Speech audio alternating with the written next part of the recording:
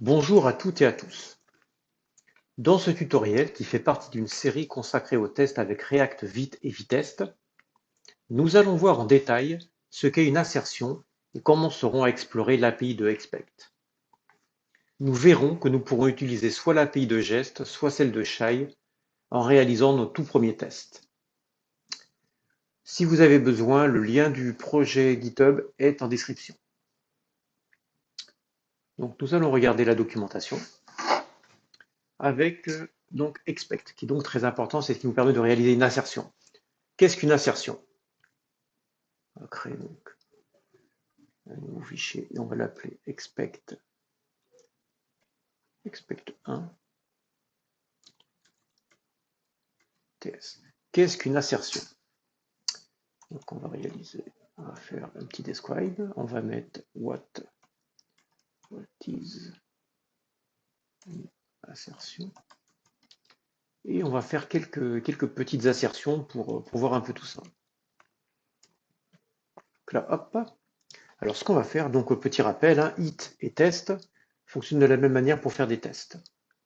Donc on va faire pour tester notre assertion, on va faire on va faire par exemple const result. On va utiliser l'API math.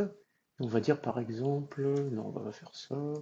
Qu'est-ce qu'on pourrait utiliser? Même pas, on va faire, ouais, par exemple ça. Un truc de con, 1 plus 1, avec ça, résultat de ça.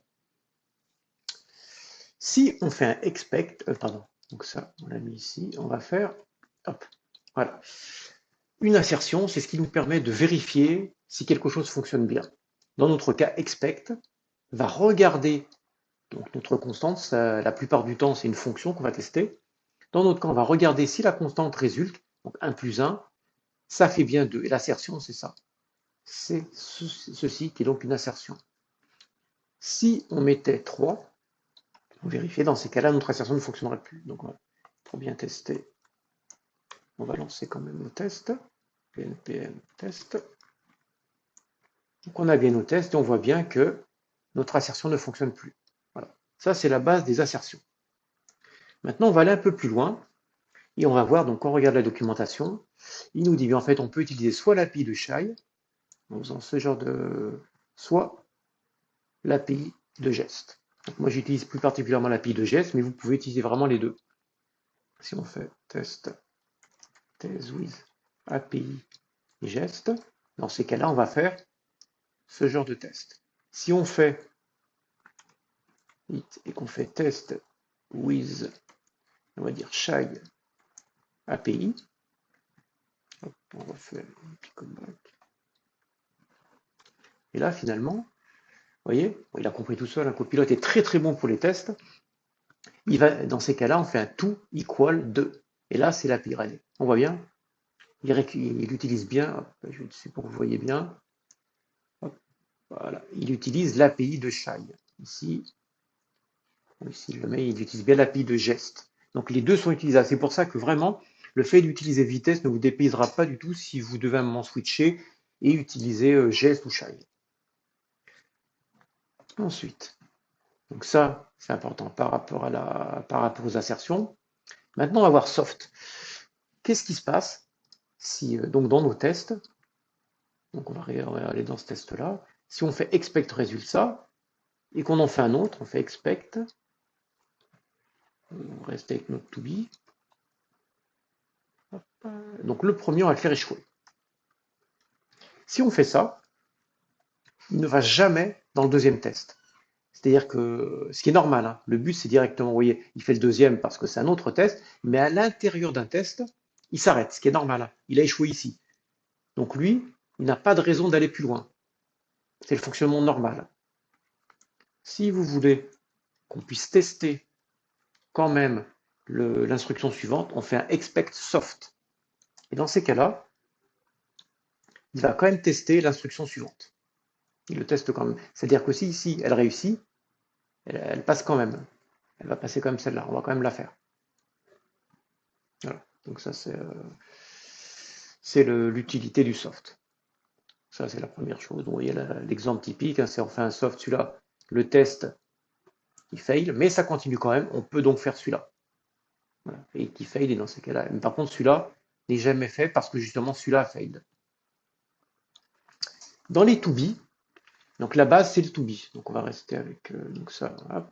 Le base, c'est le to be. Donc on a fait notre résultat to be. Donc 2. D'ailleurs, pour que ce soit plus simple, on va juste directement mettre 2. Voilà.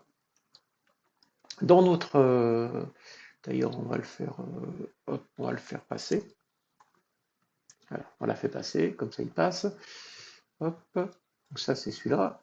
On va faire un nouveau test. Et dans notre test, donc le premier truc, donc là on a fait le to be. C'est-à-dire qu'on teste si un résultat est égal à quelque chose. Ça c'est le to be. Voilà. Et après nous avons le not. Donc vous voyez encore avec l'API Shy qui permet de faire not to equal ou not to be. Et dans ces cas-là, je peux faire l'inverse. C'est-à-dire que je peux faire un hit test not equal. On va mettre not to be. Not to be.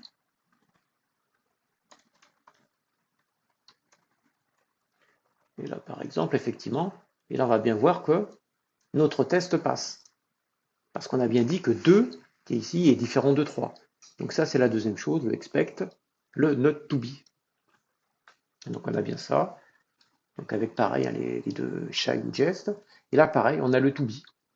Chose importante à voir, le to be, si je fais un objet ici, on va faire un objet, on va faire const object est égal, et on va lui mettre quelques propriétés, on va mettre, voilà. Ça, c'est un objet. Si maintenant mon objet, on est d'accord, hein, on se rappelle bien un objet, ça pointe, c'est une référence. Hein. C'est pas, voilà, c'est très important. On va faire un nouveau test. On va faire test object. On va faire test object is. On va mettre is equal. Hop, donc là on a mis. Pardon, on enlève ça. Hop, on fait ça. Voilà. Donc là, on va pas faire comme ça. Ce qu'il va nous faire. Voilà. Là, qu'est-ce qu'on teste là? Là, on teste effectivement si cet objet est le même. Et lui, qu'est-ce qu'il va tester? Il va tester la référence. Il va regarder, effectivement, c'est le même. Hein. On est d'accord. Par contre,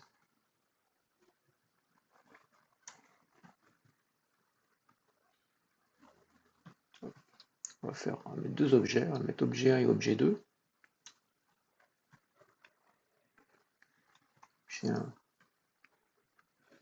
objet 2. On est d'accord, c'est plus les mêmes. Là, finalement, quand on teste, lui, il comprend pas. Il nous dit non, je suis pas d'accord parce qu'effectivement, ces objets ne sont pas identiques. Pourtant, on pourrait dire le contenu de l'objet est identique. Voyez, le contenu de l'objet est identique. Et là, il faut bien penser à ça, c'est que le to be, ça compare bien si c'est le même, c'est-à-dire un objet, ça va comparer sa référence, donc si vraiment c'est les mêmes. Mais par contre, ça ne compare pas. Là, si vous faites ça, const object 3, object 3 est égal à object 2, object 1. Là, par contre, si je fais object 1, j'ai dû faire une typo. J'ai fait une typo. Object, comment je l'ai appelé? Object 3. Et ici, object 3. On est d'accord, c'est les mêmes. Parce que là, on ne dit pas que l'object 3 copie les propriétés de l'object 1, c'est le même. Donc effectivement, to be, bah, c'est les mêmes. Donc vu qu'on compare les références, c'est bien les mêmes. Si on avait copié si on avait fait une copie comme on l'a fait là, c'est un nouvel objet, ou si on fait ça,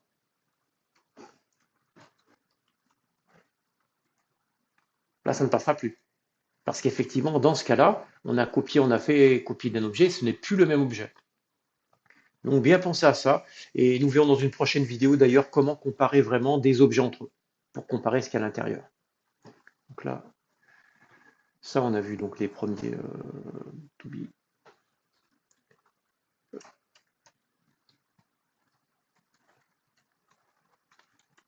compare la référence, note,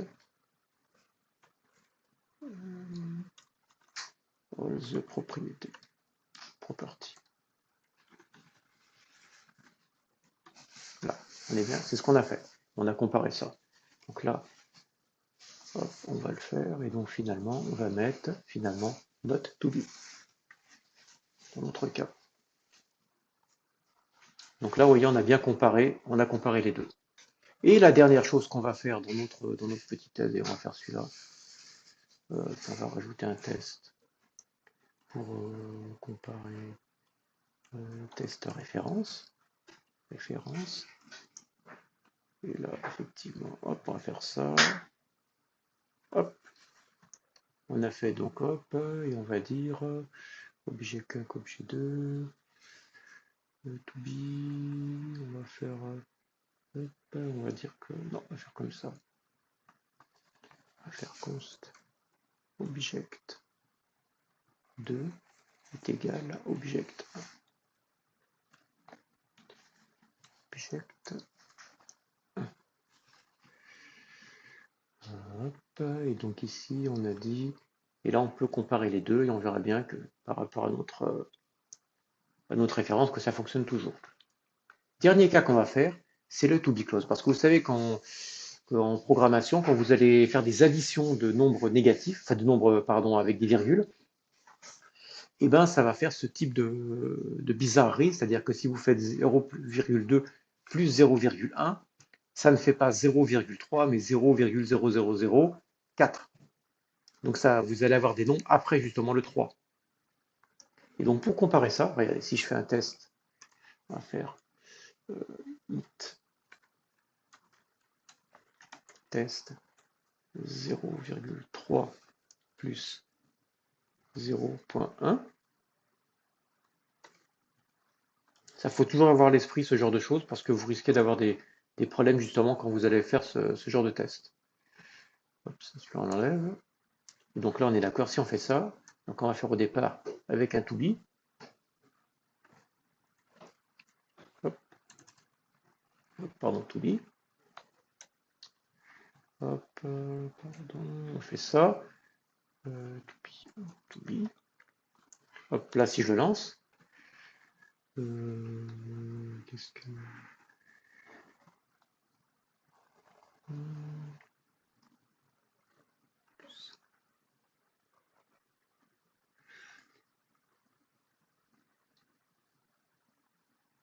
Non, qu'est-ce que j'ai oublié?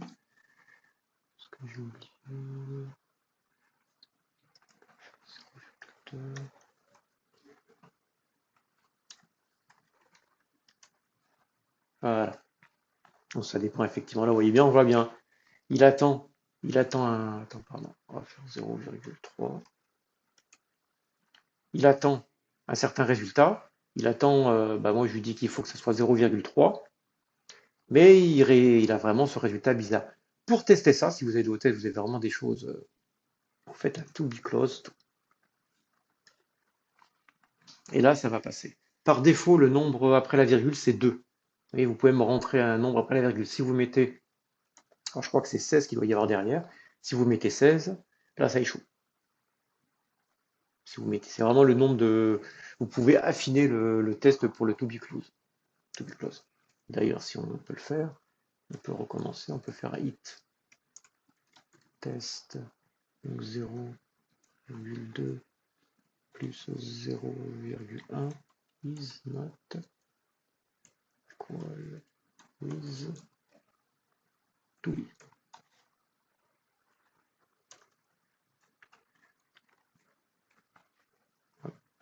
Tac, tac. Là, il a bien fait son. Et vous voyez que GitHub Copilot, si vous lui, d'ailleurs, quand vous faites des tests, si vous lui remplissez un truc bien explicite au niveau du texte du 8 ou du test, il va vous faire vraiment, il va vous faire tout ce qu'il faut au niveau des tests. Surtout si vous avez les fichiers qui correspondent à vos fonctions qui sont ouverts. Donc voilà, on a fait le tour vraiment des premières choses par rapport au to be. Bien penser que c'est une assertion. Et donc le expect, vous allez l'utiliser de partout. Il est utilisé même dans d'autres langages ou frameworks. Donc vraiment, vous ne serez pas dépaysé si vous switchez après. Donc dans cette vidéo, on a vu ce qu'était une assertion. comment utiliser le to be et le not to be, et le to be close to pour entre autres pour les additions avec entre 0 et 0,2 par exemple, et que nous pouvions utiliser soit l'API de Shai, soit l'API de Jest. Je vous remercie d'avoir suivi cette vidéo. N'hésitez pas à laisser un petit commentaire, un petit like, et je vous dis à bientôt pour une prochaine vidéo.